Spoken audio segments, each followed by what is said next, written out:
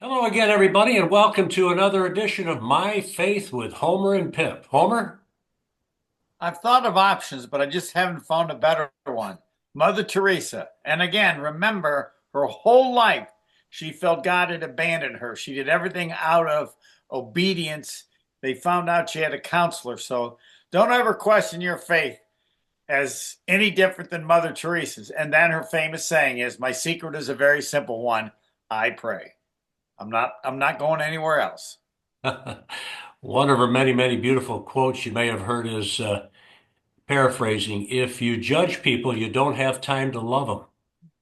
And I think that our guest can relate to that. We'll get into it as he shares his faith story on My Faith with Homer and Brent. Forgive me, I say Brent because Brent Young is our producer. Can't do it without him behind the scenes. My Faith with Homer and Pip. Homer had this idea, ladies and gentlemen. The Holy Spirit prompting. We said, Pip, we got to do something about faith because I believe that if you have faith, somehow, some way, you navigate the waters gracefully. And we have been blessed to find that. We hope and pray that this helps you in your journey. And our guest, being very patient with me, is Phil Schumacher. He's with the Grand Avenue Club. We can get into all that, but he's here to share his faith story. Phil, thank you. And Homer's going to tee it up, okay? As everyone knows, Homer asks the same first question all the time. Though I do say, because I know Phil in dealing with a family, that when he said, "I'm not sure I'm the right person," and I thought, that makes you exactly the right person because everybody's story is different. And Phil, I treat you like everyone else, and you know it because you checked. How do you want to start? And I guess I can say, at what age, with what group? How do you want to start my faith? Um, well, I guess sharing kind of my story, just in general. Um, I grew up, in a, Irish Catholic household. My dad was a very big believer in, being an Irish Catholic and everything that came along with that. So that was kind of the house, I grew up with. And, from a very early age, attended church, did all the kind of normal stuff. Most kids do, grade school sports. I did, from the time I was probably like six, I went to the Catholic church like 3 blocks from my house, had a school attached to it, and they did what was referred to as like CCD on Wednesdays. It was kind of like Catholic classes for kids who went to public school.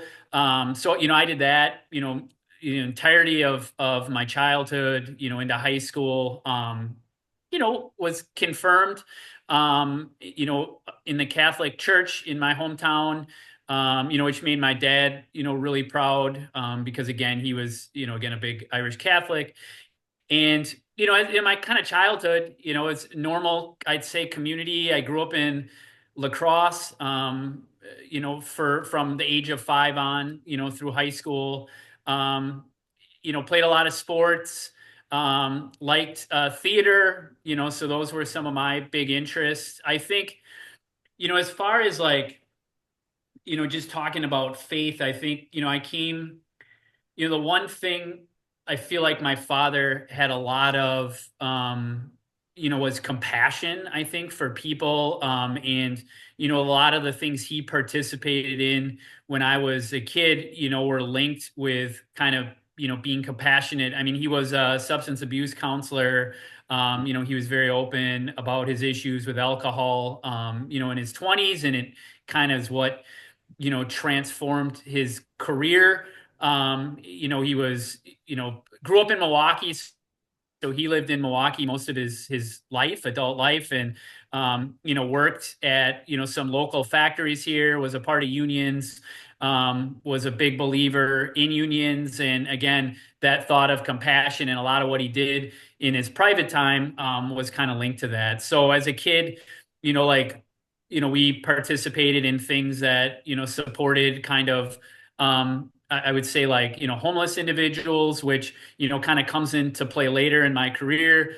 But again, like I think for the most part, I had a very normal upbringing. Grew up with a sister who was 6 years older than me, which was always interesting. Having a sister that's that much older than you, I think was kind of interesting and always very, you never knew what you're going to get with my sister when she was in high school. It was always it was a very interesting time growing up with her.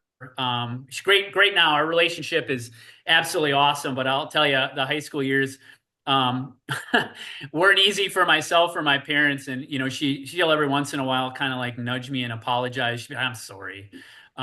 Just because, the challenges she went through. But I think overall, like, again, as far as faith goes, I mean, I think, I really looked up to my dad. He was, I think, a really incredible person, just the way he conducted himself, big believer in honesty. And I think he was someone that you could always depend on, ethically. Like he just was a very ethical person. He felt like, that was one of the most important things to him is, how people looked at him, how he acted, following through on things, helping out people, who couldn't help themselves or needed help. I mean, that was something he really believed in, I think, strongly. And I think I took a lot of that away from him. I think, you know, after high school, I decided to come to Milwaukee. That's how I ended up here and, did the traditional kind of college route. I went to UW Milwaukee, political science major. And I think, kind of one of the things that I think like the definitive thing in my life was losing him at a pretty young age. I was 24 when he passed. And I think that's one of the things I think that defined me because I think for a while, like I went to church, I embraced the Catholic religion. I wouldn't say like, I was someone that was jumping out of bed to go, on a Sunday morning. I think a lot of times, my dad would have to come in, like rip the covers off my bed and be like, you're going, that was kind of the thing. And I'd be like, all right. Um, but I think, for myself, with I would say like organized religion, I think his passing, it upset me a lot, and it kind of, I think for many years kind of made me not want to embrace with it. And a couple years went by, I think, the whole experience, ultimately allowed me to be the person I am today and kind of have to deal with that and grow at a young age and, kind of understanding that, I depended on him a lot when I was a kid. I, really relied on him for a lot of decision making. So, that growth, came, but it took a while. And, I think one thing I didn't lose, over that time was again, these kind of things I took away from him. And I think, whether I was, interacting, with, the Catholic Church, to me was kind of in a way, it didn't matter because I felt like I was still kind of doing like I would say the important tenets of most organized religions. And, that just kind of, is showing compassion, humility and just kind of holding myself, as far as like integrity goes to a high degree of integrity. And I've taken that on through my entire career, this idea of compassion, being empathetic to people. And that's essentially kind of what moved me into social services. And I think that all kind of came from, my father. I about like 10 years ago, I ran into, the son of one of his best friends growing up. And I just remember, like talking to him and, talking to him about what I do.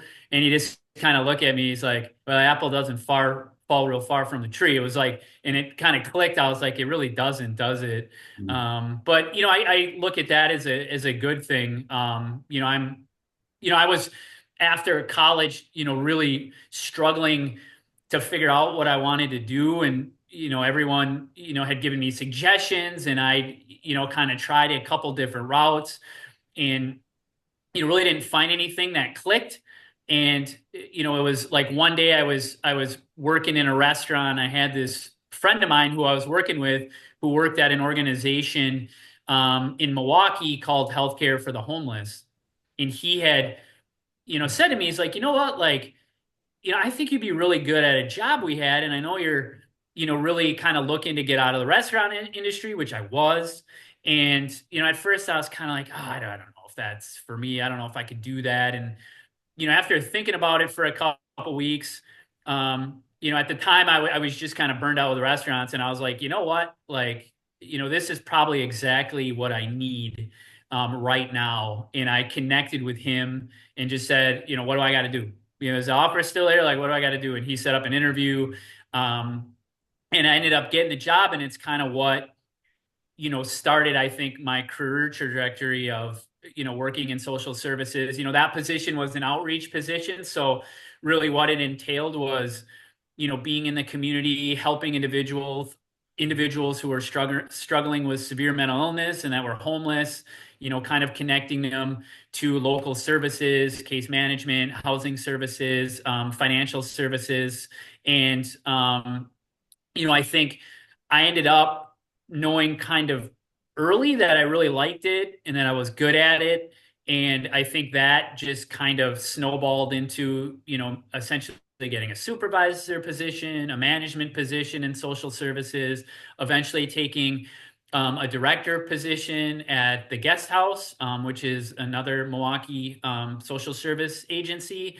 And then ultimately, kind of landing here at Grand Avenue Club as the executive director. And again, I think, you know, what has kind of allowed me to kind of continue to grow and move into these positions is my belief in, being here to help underserved populations, helping people, who for one reason or another, have struggled to be able to help themselves. And, I think to me, as far as, what my beliefs are now from, again, kind of that faith standpoint is to be that person that shows compassion, empathy, that's able to meet people wherever they're at in their life, and help them in any way I can. And that to me is like, a huge, kind of driver of what gets me, out of bed every day. Again, like, I tried different positions in the workforce, private sector, and there's just something like vacant, in me when I would leave those positions. I'd kind of come home and I just wouldn't, feel, um, like I made a difference. And, it bothered me. And, just coming home, I was just like, oh, I'm just punching the clock, or, I'm just doing this work that, is just kind of benefiting, people who are already, doing pretty well for themselves, and they don't need to be helped anymore. And, what I found real quickly in social services is I'd come home fulfilled and feeling good about myself because, I was able to help people. And, I don't know, it just continues to be something, on a daily basis that I think about, just, again, being someone who has the ability to help others on a daily basis. And, to me that in my life, at least, that's kind of the most important thing. I think another big thing is just, having some humility every day. I believe in that. I think, as a person, I hope people feel that, that's kind of the way I am. And I think too, for me, being someone that has strong integrity is another thing that kind of drives me as a leader, being ethically really sound, and not just, saying things, but then following through on the things I say I'm going to do. And that was something, that again, kind of goes back to my childhood and my father of like, you say you're going to do it. Hearing that all the time, it resonated. And, just seeing him, do it every day. Like if he said he would do something, he'd do it. So I don't know, it just, kind of is something, that, I think is part of my being now. And all those things really, again, kind of go back to him, and kind of the way he was as a father. So, I guess, just kind of to summarize, going back to faith, as far as religion goes, I'm not someone, again, that, really is participating at this time in any kind of traditional type, of, I guess, like faith outlet, like churches. But, I definitely think like, looking at religion, I definitely, believe in some of the tenets you'll find in religion specifically, again, growing up Catholic, I definitely believe and follow a lot of the things, within those religions probably on a daily basis. So, I guess, in quick summary, that's kind of where I'm at. And I hope that answers some of your question, Homer. It answers it great, and I really want to tell you that I appreciate you doing this because I know what you're thinking. I have a friend who said to me, "I'm not religious, but I'm spiritual." Yeah. You could use that, but I want to go back to your dad. I mean, I just assume that when your dad died, you were just mad at God. Like, I mean, I don't get all this. How can you allow this to happen? I don't even know if that's accurate or not. And I also want to ask you the other things that your dad said, where I said he's made it clear that going to church was one thing, but there are things that are more important that are reflective of what that means. That's what I want you to be, or that's what I want you to do, but only you can answer those. So, Yeah, I mean, I think like, when he passed, like, I think I was just mad at everybody, yeah. So, like the church, friends, like other family, like I just couldn't process it, at the time. And again, like, a lot of people lose their father earlier than I did, but like 23 felt young, for me. But, again, like, it took a couple years, but I think, ultimately, it probably in some way molded me into who I am today. And, that's not the kind of situation, I think ideally that you want to do that, but, it's life and, that's the way it is. And, I just kind of had to work through it. And I think, like with my father, I think he knew, I probably didn't want to go to church growing up. He probably knew I didn't want to, go to those CCD classes on Wednesday. But I think ultimately, his goal was that some of, again, kind of the things they talk about in, kind of formalized religion, that he would hope that they would rub off on me, and have, some type of, hopefully impact on who I was. I think ultimately that's what he wanted, because I think he just ultimately wanted me to be, the best person I could be. so why do you think he was the way he was? Did he say different people influenced him, or that his faith influenced him, or there had to be something that made him think that what he taught you was so important? Yeah, I don't know. I think it's, partly his, I think about that a lot. I think partly it was his father, and I think, some of his other, he had a couple really close relationships with his father's siblings. So like, he had two aunts in particular that I think, because he was an only child. So I think, his friendships, like mine was like my sister, like, too, she's, someone I, look to a lot, and I think learned from in my life. And, he didn't have that. So I think, what he had were some, a couple aunts that I think kind of took that place. And I think they were, in his growth, I think they're the ones that, really made a big impact in his life. And, his aunt, who was my great aunt, she was another person I think that had an impact in my life. I didn't meet her until I was probably like 8 or 9, I think, but she played a pretty prominent role in my life too, leading up to high. She passed away when I was 14, but I probably spent like 5 years with her, and I was pretty close with her as well. But I think she, as she had an impact on me, I can only, um, kind of just think that she probably had a pretty big impact on his life too when he was growing up. I'm going to defer to Tommy, but before that, this is kind of my faith by Homer, because I just assumed that if Jesus was here, he'd give you a big hug and go, "Phil, you get it. Nice job." But not asking or wondering how often you go to church, but I don't know how other priests, ministers, if they would have the same answer. Um, but that's the first. That's why I'm so glad you did this, because we really haven't had anybody who's talked as you have about a faith story that's your life, in your heart, in your devotion based on your dad or for whatever reason, that's aside from church. Tommy, what? Well, I think the only criticism I could possibly levy toward you, Phil, is that you didn't go to CCD when Homer taught for over two Yes, decades. Phil, you don't know this. You don't know this. I think I know you. I taught 36 straight years, and I claimed I had two kids that listened to me. And I think you might have been 2 1/4, but I'm not so sure. Never was offended by it all because I said, I know you're not going to listen. I don't care. It's now part of you for an hour each week. But yes, 36 straight years. Go ahead, Tommy. 36. That's absolutely amazing.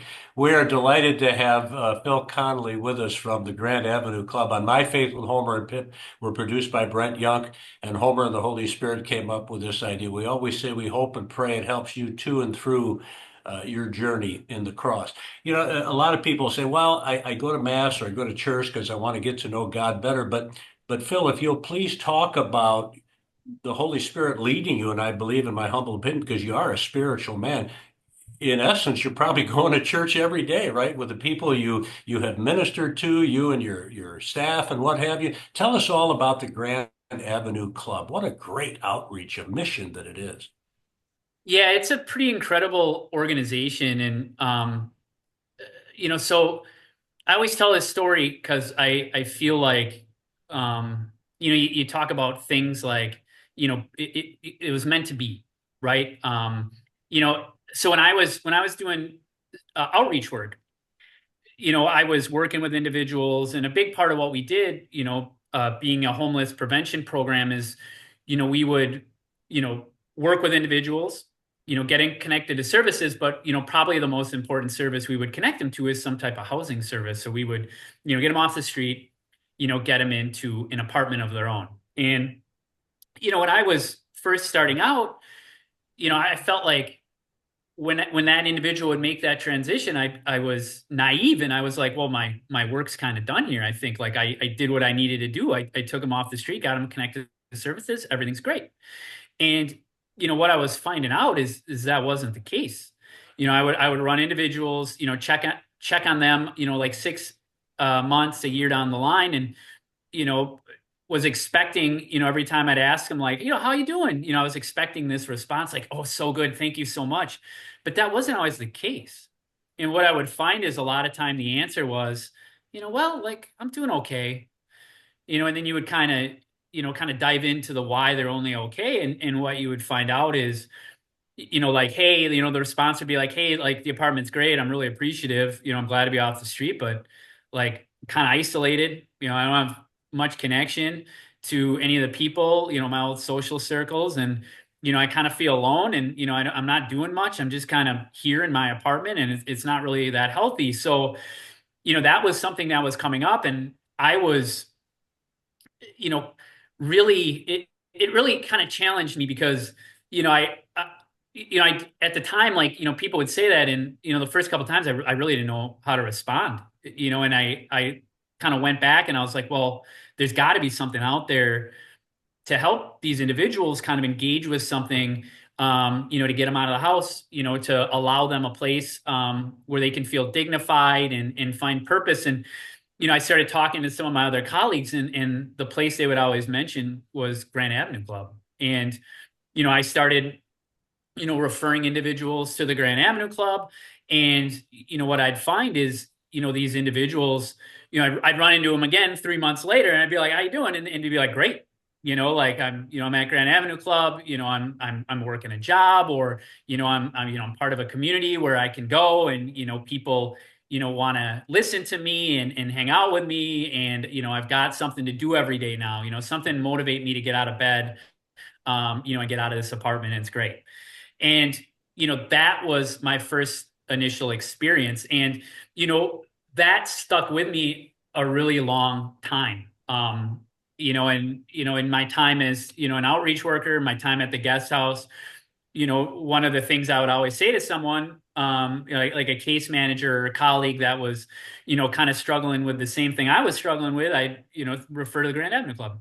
That was the step they need to take. And, I think, when this position came available, again, I thought, this place is great. And, I want to be a part of, if I can, kind of leading the organization just because of how much I believe in the mission. And the mission is really simple. It's just to provide individuals who are struggling with mental illness with opportunities for education, employment, and enrichment. And that's kind of simply put, kind of what we do here. And we do it in a very non-clinical environment. So, we work with individuals with mental illness, but it's not a clinical environment. It's very much a space that recognizes, kind of being here voluntarily, having a choice in the decisions you make while you're here.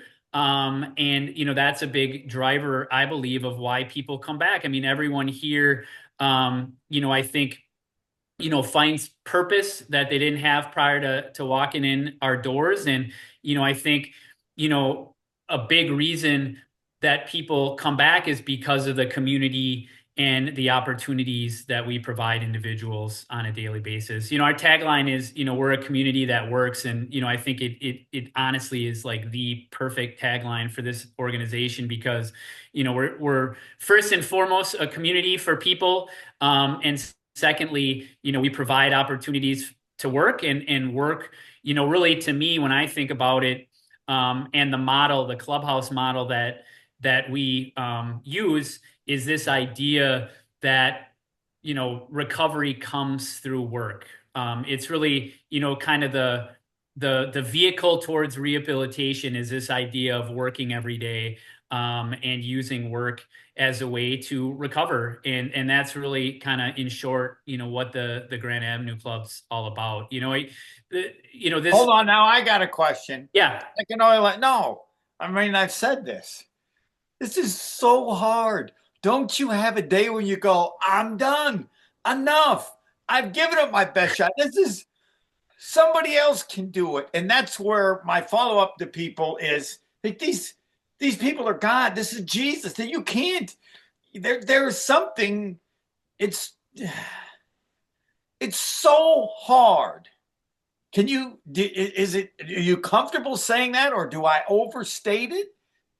I mean, I like the way I always think about it. Every job is challenging. Every job has a different challenge, right? I think,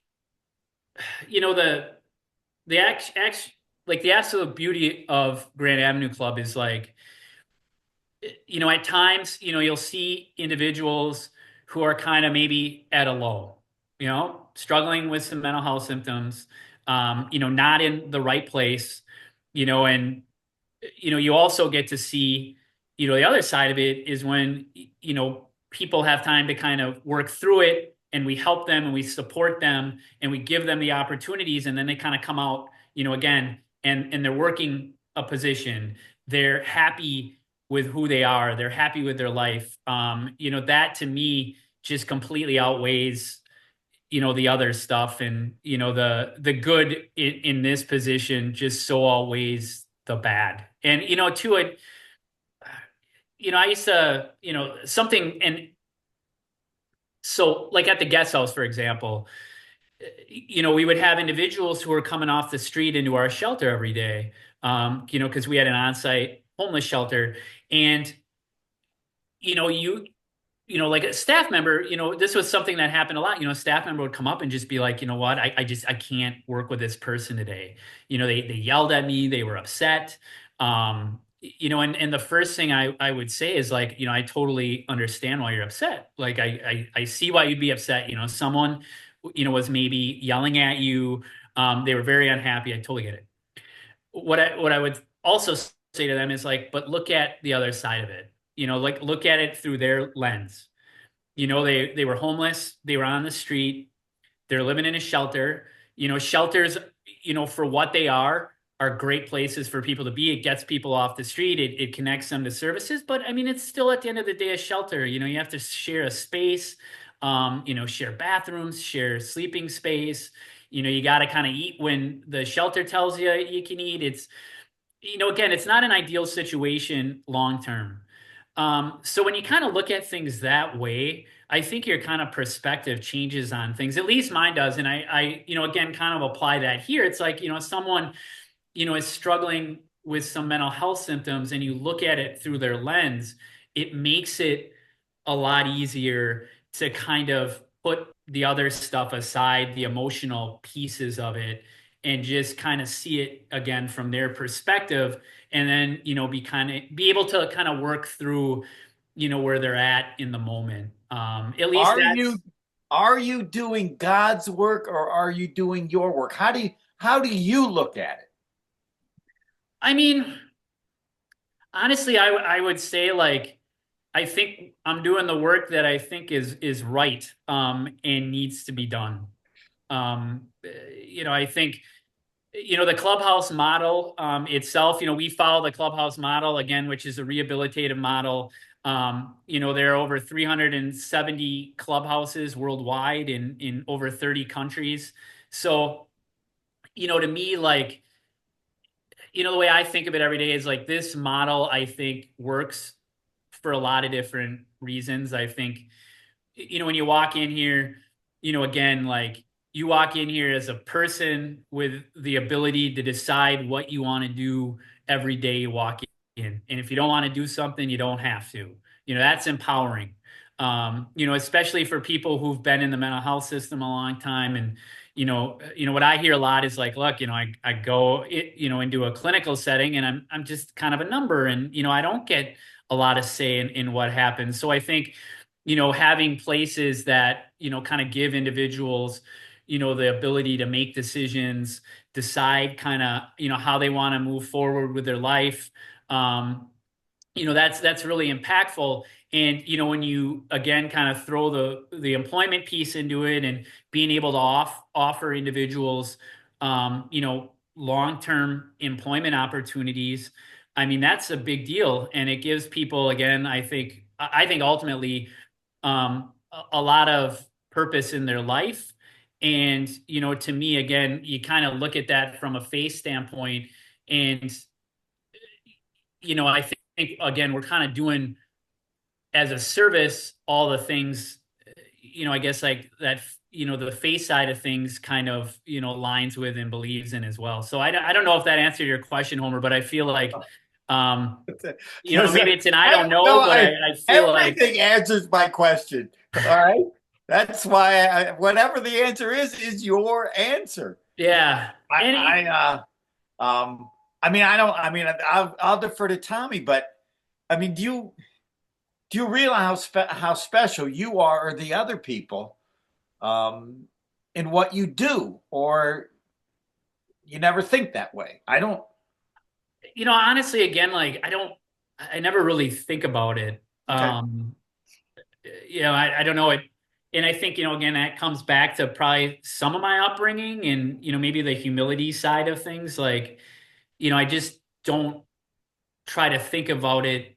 I don't think about this as an individual. And I try not to. Like, I really try to look at things on a daily basis of like, hey, how can we help people today? How can we provide opportunities for everyone who walks in the door? And not only opportunities, but like good opportunities, that people want to engage with, and again, makes them feel dignified and purposeful, when they get out of bed every day. So, that's kind of the way I look at things kind of day by day and how can we get better on a daily basis and provide up more opportunities for people. And also to, promote, Grand Avenue Club in the community and offer this, I think what is an incredible space and incredible organization to more people in the Milwaukee area.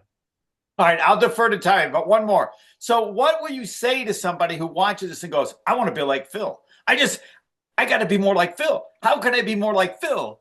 And so, my question is, what does Phil say for people that want to be more like Phil? I mean, I hear a lot. There's kind of two.